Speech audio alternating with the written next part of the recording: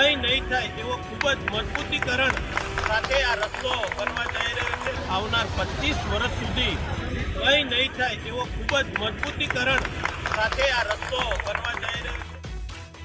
હવે આ દ્રશ્યો જોઈ લો. આ રસ્તા સાથે ભાજપના આ ધારાસભ્યની ગેરંટી પણ ધોવાઈ ગઈ.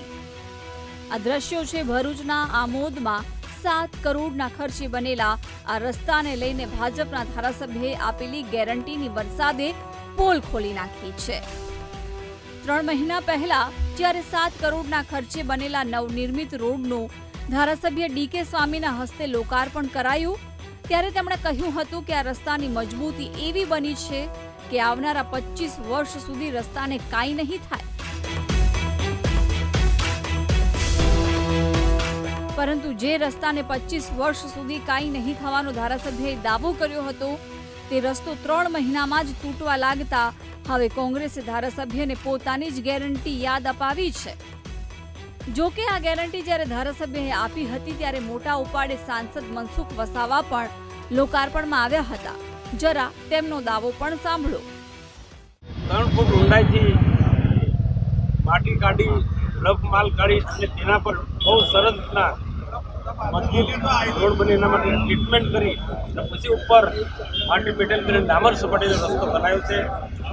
આવનારા દિવસોમાં આવા જ પ્રકારના રસ્તા ભરૂચથી જંબુસરને જોડતા બધા જ રસ્તા નેશનલ હાઈવે છે, સ્ટેટ હાઈવે છે કે જિલ્લા પંચાયતના તમામ રસ્તા ખૂબ સુંદર, પ્રજાને ઉપયોગી, પ્રજાને અનુકૂળ એવા રસ્તા રાજ્ય સરકાર અને ભારત સરકાર તરીકે બનાવવાના છે.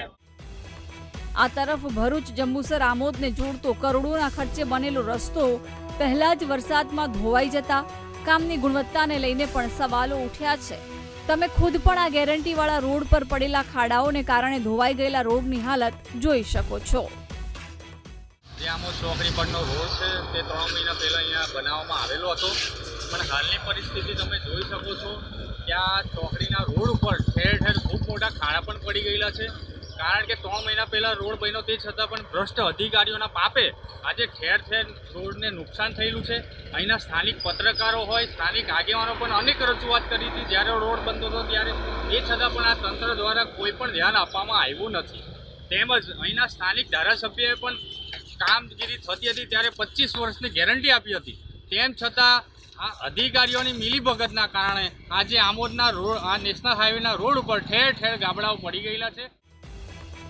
આ રસ્તા પર ઠેર ઠેર ખાડા પડી ગયા છે, જેથી તંત્ર દ્વારા થીગડા મારવાની કામગીરી હાથ ધરવામાં આવી છે. પરંતુ સવાલ અહીં એ થાય છે કે 7 કરોડમાં બનેલો રસ્તો 3 મહિનામાં જ કેવી રીતે ધોવાઈ ગયો? 25 વર્ષની ધારાસભ્યની ગેરંટી 3 મહિનામાં કેવી રીતે ખાડામાં ગઈ? રોડના કામમાં બેદરકારી દાખવાઈ તો જવાબદાર કોણ? એક વાત તો અહીં સ્પષ્ટ છે, કરોડોના ખર્ચે બનાવેલા રોડમાં ગુણવત્તા પર ધ્યાન આપવામાં આવ્યું નથી. તેવામાં કોન્ટ્રાક્ટર પર કોઈ પણ પ્રકારની કાર્યવાહી થાય છે કે નહીં તે જોવું રહ્યું. Yogesh Patel, VTV news, Bharuch.